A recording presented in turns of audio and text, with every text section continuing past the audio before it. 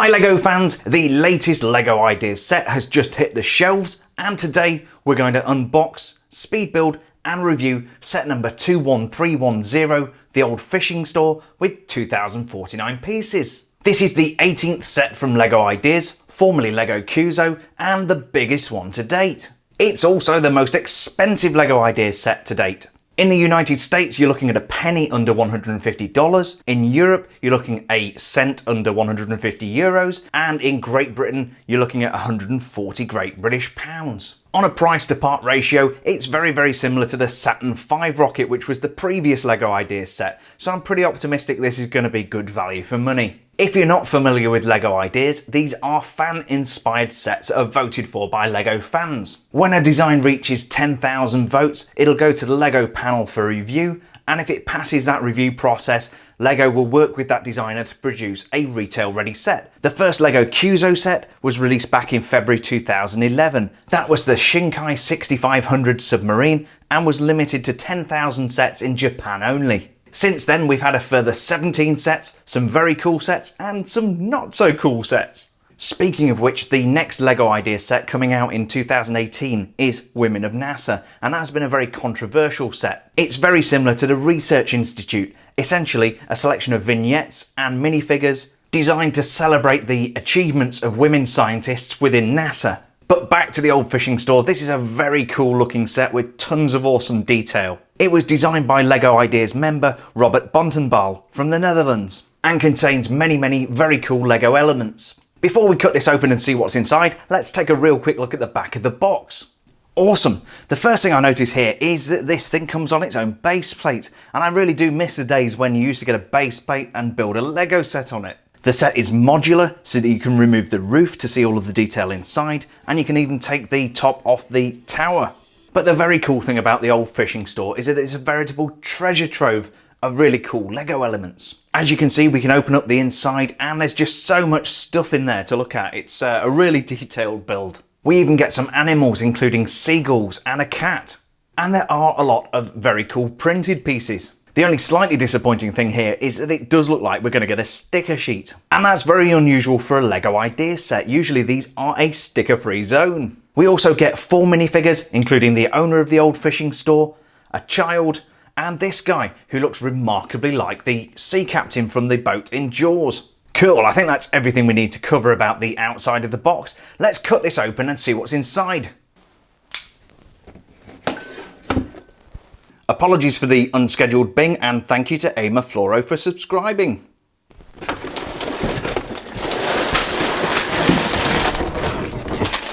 Here's everything we get inside the box. We have bags of LEGO numbered 1 through 7, a 32 by 32 sand coloured base plate, an instruction manual that's about 1/3 of an inch thick, and the dreaded sticker sheet. We're going to go ahead and get this built. We're going to speed up the footage, and this is going to be a 90-second speed build. Enjoy!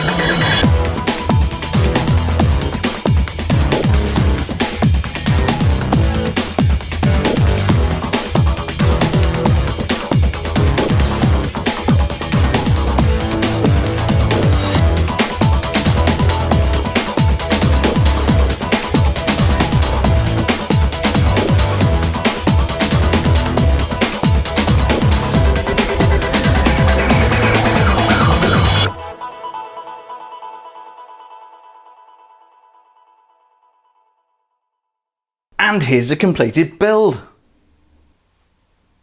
Build time for the old fishing store was about 3 hours and 45 minutes, and the end result is absolutely stunning. There is so much detail in this set. Let's get in there and take a closer look. The old fishing store sits right on the beach, and this 32 by 32 sand base plate does a great job of representing the sand coming up to the building. We also have these rock structures around the base and these green elements designed to represent algae and seaweed. At the base of the steps we have this large anchor and several crates containing the catch of the day. It's really nice to get two of these lobster elements as seen in the lobster loving Batman minifigure, and we also get some fish, and all of these seafood items are packed on ice. Those steps lead up to the front door of the bait shop where our feline friend is waiting to greet us. That is unless he gets distracted by these fish hanging outside the front window, or this seagull. Now these are really cool elements. I really like the way these are printed. These are a rubbery material, and I'm pretty sure these are new for 2017. It's also great that we get 3 of these in the set. Behind the seagull you can see one of the stickered elements in the set, and this is giving us the opening times, although there doesn't actually seem to be any useful information on there. There's also a sticker on the front door letting us know the bait shop is open, but a very nice printed 2x4 above the door stating Anton's Bait Shop. With the exception of this piece right here, which is a stickered piece, all of the other planks you see along here which are decorated are all beautifully printed Lego tiles. And we have many of those elements dotted all over the building. Not only do these stairs lead up to the bait shop door, they also lead to this porch which wraps all the way around the side of the main tower of the building. From this side of the building you can get more of a sense of the depth of the decking around the outside, and you can also see more of those rock structures that the decking is built onto. And from the back you can see even more rock work and this box of rusty tools left out in the elements. Again, from the back of the fishing store you can see that a lot of the lower level of the construction is out of brick, and there's some very interesting brickwork going on here. We've got different types of brick, we've got different patterns,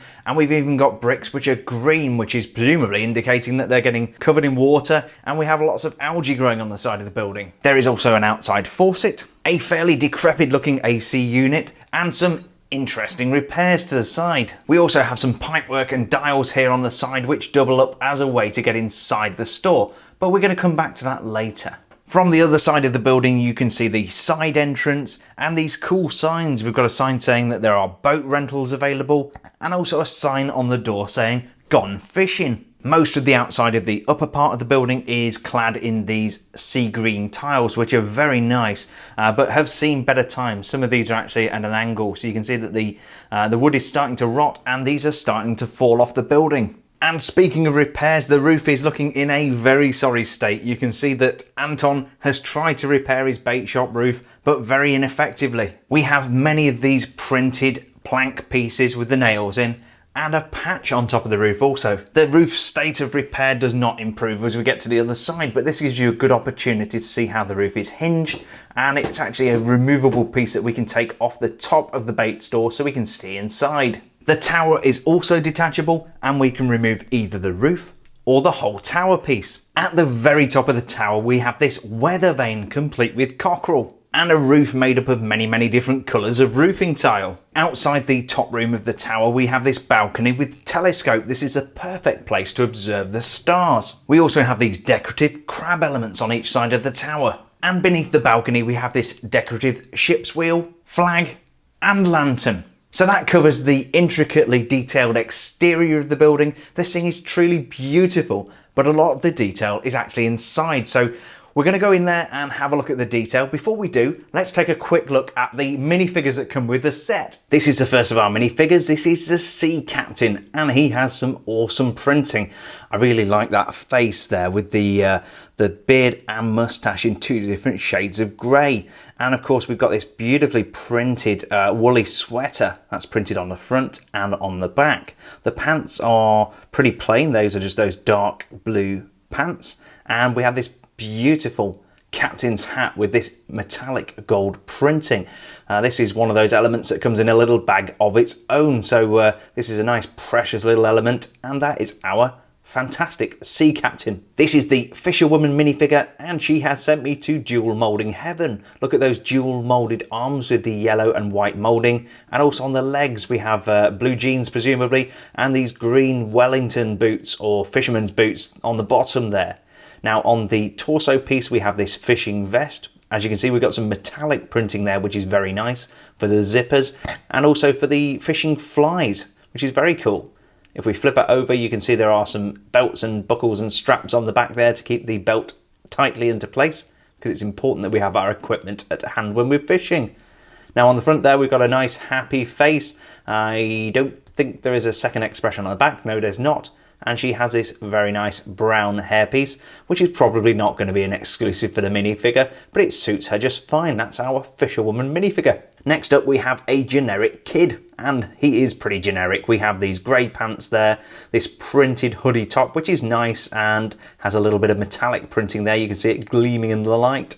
We've got the hoodie on the back there, and he looks like a happy little chappy with his freckles there, and he's wearing this plain baseball cap. He's fairly generic, but that is our kid. This is the fourth and final minifigure, and this is the fisherman. He's wearing these dungarees, which are presumably waterproof, and these black boots here. Yes, he also has dual moulded legs, which is very cool. He also has some metallic printing on the front there. You can see the buckles and the zipper glistening a little bit in the light. If we flip him over, you can just see the straps that are holding up the dungarees, or maybe these are even waders so he can get out into the water. He has a great facial expression, looks fairly happy, and I really like the dual coloured facial hair there. Really adds to the dynamics of the expression. And he's got this standard beanie hat on. He does look a little bit like the sea captain from Jaws, but I'll let you be the judge of it. And that is our final minifigure, the fisherman. As I alluded to before, there are several ways to get inside and see all of the cool details. One of them is this side wall, which simply opens up and it comes apart in two pieces like so. And you can see all of the cool kit on display inside the store. The other thing which is going to make filming a lot easier is that we can remove the roof altogether, giving us complete access to look inside. Here's a top-down view through the roof showing the inside of the bait store. And it's easy to see where the 2049 piece part count for the set comes from. This place is absolutely jam-packed with very cool Lego elements. We have the desk complete with cash register, bottle, cup, money, calculator and a desk lamp. From the other side you can see scuba gear, boxes of hooks and fishing nets. And just inside the front door you can see we've got a collection of flippers, life preservers and buoys. We also have a map on the wall. Looking in through the side you can see the scuba gear again, and you can also see this rack of harpoon guns. It's a little tricky to see, but beneath the raised floor of the bait shop there is a humongous spider web complete with spider. And we have various crates of miscellaneous fishing equipment, some of which I wouldn't necessarily use for fishing. We have, let's see, we've got crowbars, fishing lines, looks like we've got some scissors or shears in there and some flippers. And then in this one, we actually have dynamite. And unless we're going to be fighting Jaws, that might be a little bit of overkill. With all of that clutter removed, you can now see the beautiful mosaic floor inside the bait store. With the tower removed, we can see inside the small office, which is accessible from the bait store. The door adjoining the two rooms is very narrow indeed, but just big enough to get a minifigure through. Inside the office there's just enough room for a desk and chair with a desk lamp and a copy of the Lego News. There's also the first section of a ladder which leads all the way to the top of the tower. Speaking to the poor state of repair of this building, the back window to the office has been covered in newspaper and crudely boarded up. Here's the top section of the tower which I've removed from the main building, and if we have a look inside you can probably just about see the ladder running up the middle. Now if we put this down we can actually remove the roof, and that gives us the ability to look inside. And again we can see that ladder creeping up inside the building. There's no room to speak of at the top of the ladder, just some flooring so there's somewhere to stand. And one of the things that worries me slightly about this is that there is no actual door to get out onto the balcony here. So I'm guessing our guy has to climb out through the window to use his telescope. Once we've finished exploring the interior of the bait shop, we can simply close up the side, reattach the roof, and slot in the tower. So that was set number 21310, the old fishing store, and the 18th set from LEGO Ideas. I do hope you enjoyed today's unboxing, speed build and review video. If you did, please don't forget to hit the like button down below. And if like me you can't get enough of LEGO, don't forget to subscribe for 2 new LEGO review videos every single week. Thanks for joining us, have a bricktastic day, and we'll see you on the next build video.